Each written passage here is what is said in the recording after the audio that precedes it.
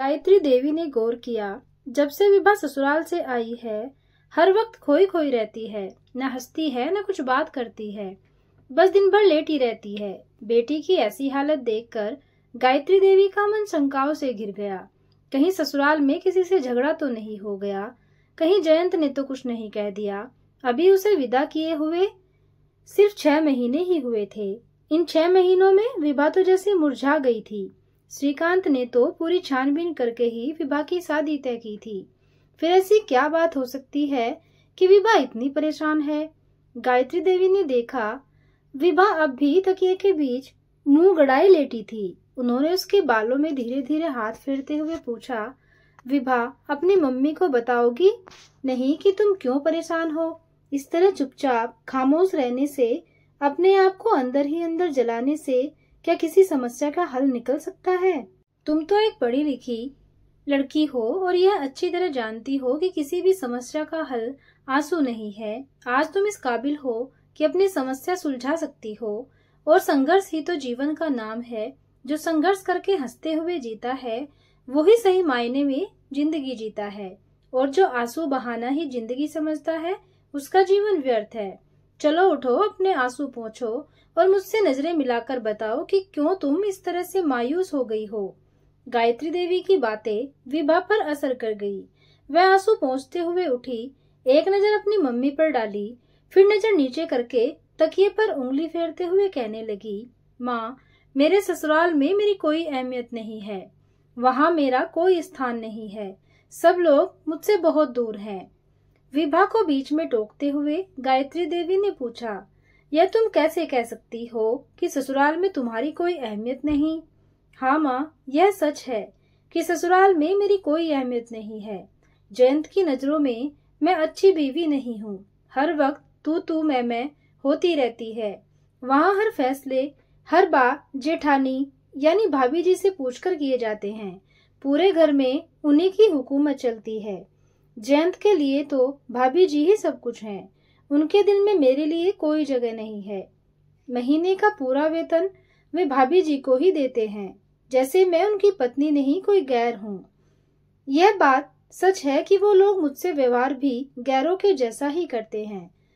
अपनेपन से कोई मुझसे बात नहीं करता। वे लोग आपस में बहुत प्यार से और हिलमिल कर रहते हैं, पर मुझे उसमें शामिल नहीं करते। तन्हाइयों से भरा व्यर्थ जीवन गुजार रही हूँ। मम्मी, मैं वहाँ, और विभा कहते कहते रुक गई।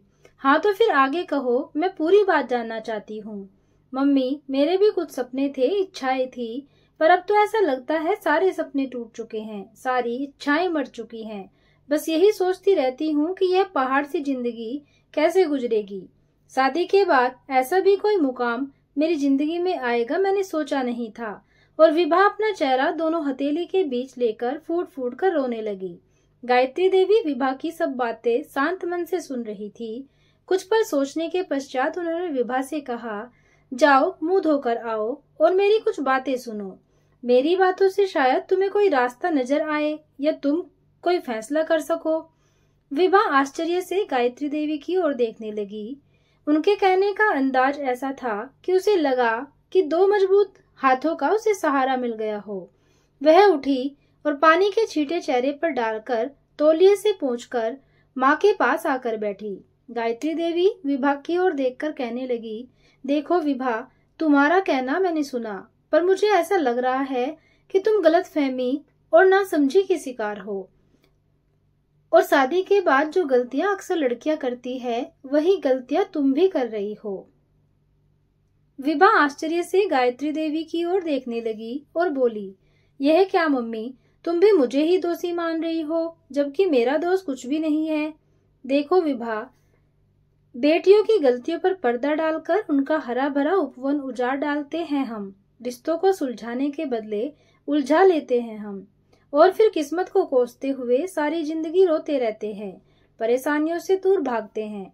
हम उन्हें समझकर उनका मुकाबला नहीं करते, तभी तो कहते हैं पहाड़ जैसी जिंदगी कैसे गुजारेंगे। अब देखो, तुमने कहा कि सारे घर में भाभी जी की हुकूमत चलती है। तुम्हें उस घर में गए हुए सिर्फ 6 माह हुए हैं, तब कि तुम्हारी जेठानी को उस घर में आए हुए करीब 10 साल हो गए हैं। तुम्हारे सास ससुर की मौत के पश्चात जयंत को उन्होंने अच्छे संस्कार और अच्छी शिक्षा दी है। जयंत भी अपनी जिम्मेदारी और कर्तव्यों को जानता है। उसे उनके स्नेह का एहसास है। गायत्री देवी उठकर 2 कप चाय बनाकर लाई। 1 कप विभा को देते हुए कहने लगी, विभा, तुम अपने स्वार्थ के लिए जयंत को अलग रहने के लिए कहती हो। तुम्हारे सपने क्या थे, तुम्हारी इच्छाएं क्या थी, यह तुम्हारी माँ होने के नाते मैं अच्छी तरह जानती हूँ। तुम्हारा सपना था तुम्हारा एक घर हो जिसमें सिर्फ तुम व तुम्हारा पति हो। परिवार के झमेले से तुम दूर रहना चाहती थी। तुम्हें संसार में किसी की दखलंदाजी पसंद नहीं थी। तुम अपने मुताबिक पति को ढालना चाहती थी। अपनी सहेलियों के साथ मौज मस्ती तुम्हारे जीवन का उद्देश्य था। अपने शौक पूरे करने के लिए तुम अपने पति की कमाई पर पूरा अधिकार जताना चाहती थी। यही सपना था ना तुम्हारा? शादी के बाद का? गायत्री देवी के सवाल का कोई जवाब नहीं था विभा के पास। गायत्री देवी ने खामोश विभा की ओर देखा और समझाते हुए कहा, विभा, जयंत तुमसे अलग हो सकता है पर उस परिवार से नहीं। उस परिवार से उसे जो निस्वार्थ और निश्चल प्यार मिला है, वह प्यार आज तक तुम उसे नहीं दे पाई। पति पत्नी के रिश्ते में जरूरी होता है एक दूसरे के प्रति विश्वास, प्यार, भावनाओं का सम्मान, जिम्मेदारी का एहसास। कुछ पाने के लिए कुछ खोना पड़ता है। उस परिवार ने तुम्हें अपनाया है पर तुम उस परिवार को नहीं अपना सकी। मैं चाहती हूँ कि तुम अपनी जिम्मेदारी व कर्तव्यों को समझो और उसे पूरा करने की कोशिश भी करो। जयंत की कामयाबी की और बढ़ते हुए हर कदम पर तुम उसका साथ दो। तुम पढ़ी लिखी हो, हालात को अच्छी तरह समझ सकती हो और सही रास्ता भी चुन सकती हो। घर में बड़ों को इज्जत दो, उनका स्थान ऊंचा है, ऊंचा ही रहने दो। अपनी बराबरी में मत तोलो। रिश्ते जोड़ने से जुड़ते हैं और तोड़ने से टूटते हैं, यह तो तुम जानती ही हो। जिंदगी को हंसते खेलते गुजारना चाहती हो तो रिश्तों को जोड़ना सीखो। एक बात कह देती हूँ विभा, उस परिवार को तुम जिस दिन अपना लोगी और उनका विश्वास हासिल कर लोगी, जयंत के कामयाबी की ओर उठते कदम का रोड़ा नहीं बनेगी। जब उसकी प्रेरणा उसकी हिम्मत बनकर हमेशा उसके कंधे से कंधा मिलाकर चलोगी, तभी इस घर में पैर रखना। तब तक इस घर के दरवाजे तुम्हारे लिए बंद हैं। विभा को लगा कि माँ उसे ही हर तरह से दोषी मान रही है। उसके दर्द को समझने की बजाय उस पर और प्रहार कर रही है। वह तो यह सोच रही थी कि माँ उसे गले लगाएगी, उसके दर्द को समझते हुए उसके ससुराल वालों के खिलाफ कुछ कहेगी, पर माँ ने उसे ही दोषी माना। यह सोचकर उसे माँ पर बहुत गुस्सा आया। वह एकदम उठी, साड़ी ठीक करके बिखरे बाल संवारे और बैग उठाते हुए कहा, मैं जा रही हूँ। मैं ये भूल गई थी कि अब यह मेरा घर नहीं रहा। शादी के बाद माँ पिता के लिए बेटी बेगानी हो जाती है। गायत्री देवी कुछ कहती इससे पहले ही विभा वहां से निकल पड़ी। वह मन ही मन सोचने लगी, इससे ज्यादा तो वह जयंत के पास ही खुश थी। बस में बैठे बैठे वह अनेक विचारों से घिर गई। क्या गलती उसी की है? सच ही तो कहा था माँ ने, जयंत उस परिवार को छोड़ नहीं सकता। उस परिवार में ही उसकी खुशियां हैं। क्या अलग रहकर खुद की खुशी के लिए वह जयंत की खुशियां छीन लेगी? कितना प्यार करता है जयंत अपने भाई भाभी को, और उतना ही प्यार वे दोनों उसे करते हैं। भाभी तो खुद के बच्चों की तरह प्यार करती है जयंत को। उस प्यार में न स्वार्थ है न दिखावा, सिर्फ प्यार है। जैसे उसके कुछ ख्वाब हैं, इच्छाएं हैं, भाभी के भी कुछ ख्वाब कुछ इच्छाएं रही होंगी, मगर उन्होंने परिवार को ही ज्यादा अहमियत दी। उनका सब कुछ उनका परिवार था। घर के सदस्यों का दुख अपना दुख था। तभी तो भाभी जी सभी के दिलों पर राज करती हैं। विभा ने अपने आप को बदलने का प्रण कर लिया और वह भाभी जी के नक्शे कदम पर चल पड़ी। ऐसे ही वक्त गुजरता गया। विभा की मेहनत रंग लाई। वह जयंत, भाभी जी, बच्चे सबकी दुलारी बन गई। जयंत की सच्ची हमसफर वह उसकी प्रेरणा बनकर वह हर सुख दुख में उसका साथ दिया। हर कार्य में, चाहे वह ऑफिस का हो या घर का, उसने जयंत को पूरा सहयोग दिया। जयंत अपने भाई की सहायता से एक फैक्ट्री का मालिक भी बन गया। कल उसकी फैक्ट्री का उद्घाटन समारोह था। उनके सभी रिश्तेदार और करीबी मित्र उस समारोह में शामिल होने वाले थे। आज उसे मम्मी पापा की बहुत याद आ रही थी। विभा चाहती थी कि उसके मम्मी पापा और भाई उस समारोह में शामिल होकर जयंत को उसकी कामयाबी पर बधाई दे, पर यह संभव नहीं था। लंबे समय से उसने मम्मी पापा की कोई खबर नहीं ली थी और न ही उन्होंने उसकी। वह तो नादान थी। क्या उसकी नादानी माफ नहीं की जा सकती थी? क्या माँ पिता अपनी बेटी से इस तरह का बर्ताव करते हैं? पर दूसरे ही पल उसके मन में यह ख्याल आया, गलती तो उसी की है। माँ ने ही उसका घर बचाया है, उसका दामन खुशियों से भर दिया है। जयंत जैसे ही कमरे में आया, उसने विभा को परेशान व गहरी सोच में डूबा हुआ पाया। उसने विभा के करीब जाकर उसका हाथ अपने हाथों में लेकर पूछा, क्या बात है विभा, परेशान नजर आ रही हो? तबीयत तो ठीक है ना तुम्हारी? हाँ, वो बस ऐसे ही। कुछ बात तो जरूर है जो तुम मुझसे छिपा रही हो। मैंने तुम्हें इतना उदास पहले कभी नहीं देखा। मुझसे कह लेने से तुम्हारे दिल का बोझ हल्का हो जाएगा और शायद तुम्हारी परेशानी भी दूर हो जाए। जयंत, मुझे मम्मी पापा की बहुत याद आ रही है। मैं चाहती थी कि इस खुशी के मौके पर वे भी शामिल हो और शामिल होकर तुम्हारी कामयाबी पर गर्व करें, मुबारकबाद दें, पर ऐसा नहीं हो सकता। हमने उन्हें कोई खबर नहीं की।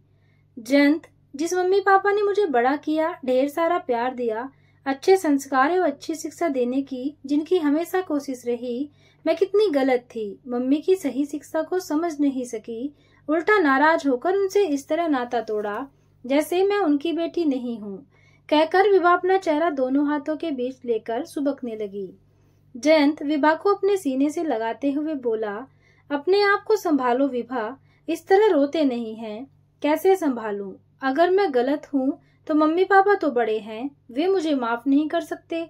आखिर मैं बेटी हूँ उनकी। अपनी बेटी की नादानी पर क्या इस तरह रिश्ता तोड़ दिया जाता है? उन्होंने तुमसे कहाँ रिश्ता तोड़ा है विभा? रिश्ता तो बेगानों की तरह तुमने उनसे तोड़ा है। वे तो हमेशा तुम्हारी खबर लेते रहते हैं और तुम्हें याद करते रहे। क्या कह रहे हो जयंत? मम्मी पापा मेरी खबर लेते रहे? आश्चर्य से जयंत की ओर देखते हुए विभा ने पूछा। रुको, मैं तुम्हें कुछ बताता हूँ। जयंत उठा, दरवाजा खोलकर उसने खतों का बंडल निकाला और विभा को देते हुए बोला, विभा, ये सब खत तुम्हारे मम्मी पापा ने मुझे लिखे हैं। वे इन खतों द्वारा तुम्हारा समाचार मुझसे जानते रहे। तुम्हें याद करके तुम्हारे लिए वे कितना तरसे हैं, कितना रोए हैं।